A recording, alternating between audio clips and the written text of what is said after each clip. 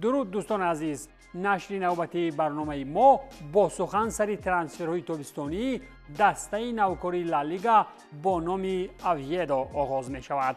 دسته نوکاری لالیگا با نام ریال اویدو که با شرافت قهرمانی های سانتی کاسورلا شامل دیویزیونی اساسی شد، بر زمین دعوت سالمون رندان از چمپیونات مکزیکا تا محکم شوی روزانه تابستانی ترانسفری با سه بازیگری دیگر آورد.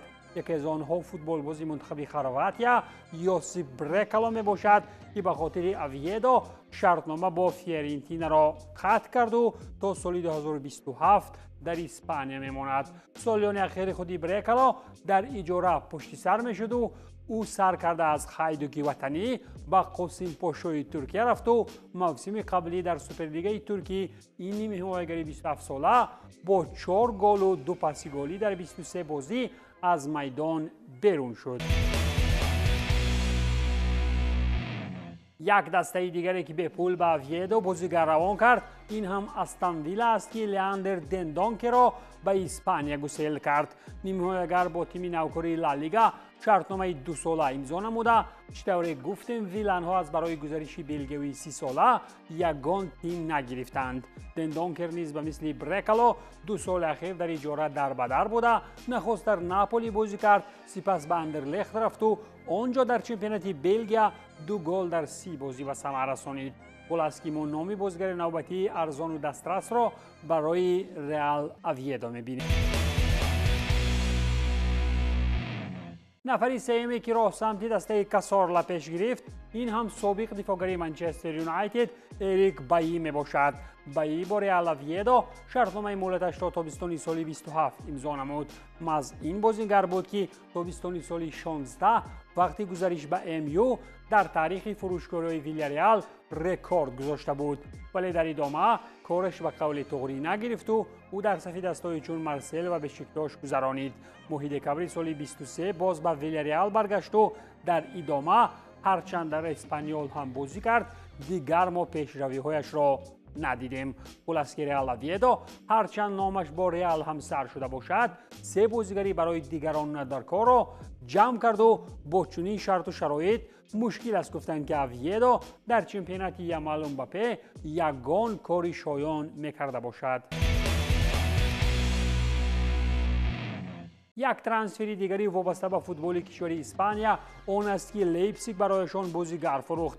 اینجا گپ سر حمله‌ور پرتغالی اندریا سیلوا می رود که برای عوض همگی یک جمع 500,000 یورو به الچه آمد. پرتغالی 29 ساله با دسته لالیگا شرطنامه مهلتش تا آخر سال 26 با امکان تمدید کنی و یک موسم دیگر امضا نمود. سابق حمله‌ور میلان که در نیمه دوم موسم در صف وردر برآمد میکرد، در 15 بازی همگی آمار 2 جمع 2 داشت. خود تصور کنید که اگر در 29 سالگی بر عوض همگی 1.5 میلیون یورو تنها به یک موسم برایت باور میکنند، این البته که علامت روشنی رفتن به قهر مسندی ورزشی است. یک سوداکاری دیگری 1 میلیونی که با اشتراک تیم آلمانی رخ داد به دسته اینتراخت ربط دارد، ولی این مورد هرچند که ارزش بازیگر 1 میلیون هم باشد، خودی دروازه‌بان کوین تراپ 35 ساله است. او را دسته فرانکفورت به تیم پاریژ فروخت و دروازه‌بان نامدار سابق آلمان هم شرطنامه 3 ساله با پاریژیان بست. کوین تراپ با همین بعد 10 سالی بودنش در فرانکفورت اخیراً به تیم دیگری پاریژی می‌گذرد و آنجا تلاشی بر جای کردن دشمنی با پاریژیان ناصر خلیفی خواهد نمود. در ایتالیا گپ و کار همین که فینالیستی شرمنده موسم قبلی لیگ چمپیون ها اینتر نیکولا زالewski را به اتلانتا گسیل کرد و از این قرارش 17 میلیون یورو به خزینه فایده آورد. باشگاه برگامو نیز با افتخار اوید این ترانسفر اعلان نموده. نیم حمایتگر 23 ساله هنوز ماه ایون از روما برای عوض 7 میلیون یورو خریداری شده بود. پس میتوان گفت که اینتر از این فروشگاری تابستانی 10 میلیون یورو فایده دید، ولی برگاماسکو چقدر فایده دیدن میتوانند ما در هفته موسمی دور و دراز شاهد میشویم. در آمد دیگه خود اتلانتا همچنین برای عوض 25 میلیون یورو و چند تنگه علاوه پولی دیگر بهترین نشانزنی لچه نیکولا کریستوویچ را شامل تیم کرد. این خریداری هم البته که معنای عوض‌کنی بهترین نشانزنی موسم قبلی سری آ رتگی را دارد. کریستوویچ که موسم قبلی در لچه بهترین شده بود، در صف دست از برگامو رقم 90 را برایش اختیار کرد. حمله‌ور چرنگوری 25 ساله چطوری گفتیم بر عوض 25 میلیون یورو آمد و بعد 11 گل در 37 بازی چمپیونات ایتالیا میتواند که مثل رتگی یک گل دسته پولدار در زمین عربیان بعداً برایش پیدا کند. در مورد اینتر و اتلانتا که گفتیم بیاید رسانه‌ها از میلان را هم خفه نکنیم، زیرا این تیم به دسته لیدز یونایتد نوآ اکافور را فروخت. دسته آوازه‌دار لوکا مودریچ از این سوداکاری تابستانی همگی 21 میلیون یورو جمع علاوه پولی به دست آورده بازیگری کناری 25 ساله دیگر در وطن فوتبال مهنت میکند. شرطنامه کوری اکافور با صدبرگان سفید مدتی 4 ساله را داشته. او موسم قبلی در میلان و همچنین تاریخ اجاره در ناپولی هم بازی کرده بود. 15 بازیش در سری آ با یک گل زدگی اخیراً مانع آن نشد که انگلیس‌های پولدار از برایش بیش از 21 میلیون یورو مصرف کنند. این گپ را اثبات آن است که در انگلیا واقعاً هم پول پرابلم نیست. تنافسی ما در فوتبال ایتالیا اندک زیاد طول کشید و این هم به خاطر اعلان کارهای بازاری تیم‌های پیشقدمی دیگر می باشد. مثلا روما این تابستان لیون بیل را از استون ویلا برای عوض 3 میلیون یورو به اجاره گرفت و اگر کارها به قول توغری بگیرند بازیگر برای عوض 22 میلیون یورو پررمی می شود. موسم قبلی بیل در پرمیر لیگ انگلیا 24 بازی گذرانید، یک گل زد و 2 ارسال گلی را مؤلف شد و به نظرم با رفتنش ویلیانا از برمینگهم را اندک خرسند هم کرده بود، زیرا چنین آمار نه همیشه به فایده کار است. همزمان ناپولی قهرمان هم از شیر میدان بودنش در بازار نشان داد. نیاپولیتانی‌های یک زمان بیچاره و بینوا این تابستان میگل گوتیرس را از ژیرونا در عوض 18 جمعی 2 میلیون یورو خریداری کردند و با دفاعگری 24 سال هم شرطنامه را با افتخار بسته شد. این بازیگر موسم قبلی در تیم کاتالانی 29 مرتبه در لالیگا به میدان آمد و 1 گل و 5 ارسال گلی هم به آمار گرفت. برای یک دفاعگر داشتن چنین آمار البته که شایسته تحسین است و از این رو کانته هم از روح به چنین بازیگران چمپیونات اسپانی میکند.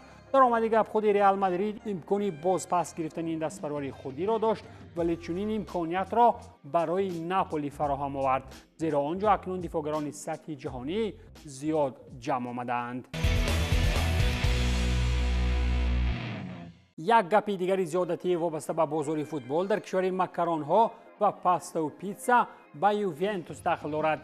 دسته یک زمان قدرتمند تورینی ولی عین زمان خوارزار با نام یوونتوس مجبورند دوگلاس لوئیز را برای عوض همگی 3 میلیون یورو به ناتینگهم فارست روان کرد.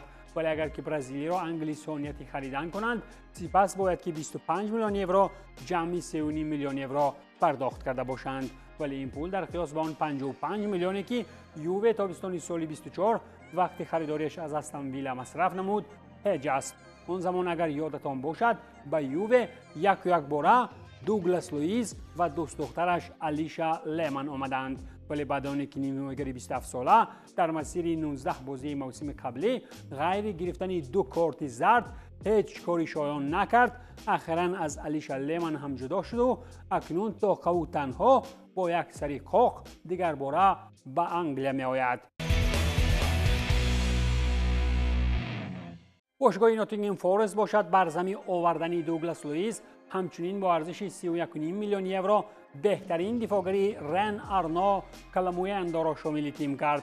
حمله‌ور 20 ساله با جنگل بانان شرطنامه مهلتش تا تابستان سال 30 امضا نموده.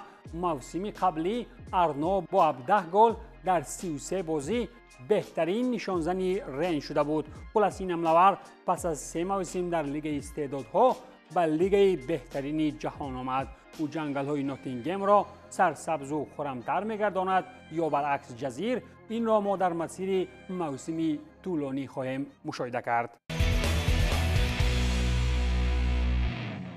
یک دسته دیگری فعال خریدار این تابستان در انگلیا تیم بورنموث است که باید حتما جای نفرانی رفتگی را تستر پره کند. این مورد شفتالوها از بایر امین ادلی را با ارزش 21.9 میلیون یورو خریداری کردند و جانب‌ها شرطنامه 5 ساله هم امضا نمودند.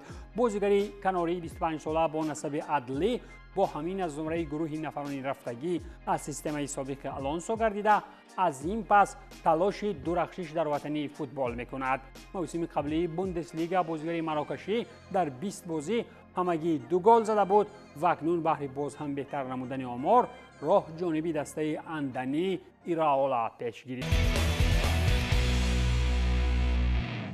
بورنموث همچنین از طرف لیورپول بن دوک را با ارزش 25 میلیون پوند استرلینگ خریداری کرد و این هم در حالی است که مرسی سایدی ها این بازیگر کناری شتلندی را هنوز سال 22 بر عوض همگی 600,000 پوند از سلتیک شامل تیم کرده بودند.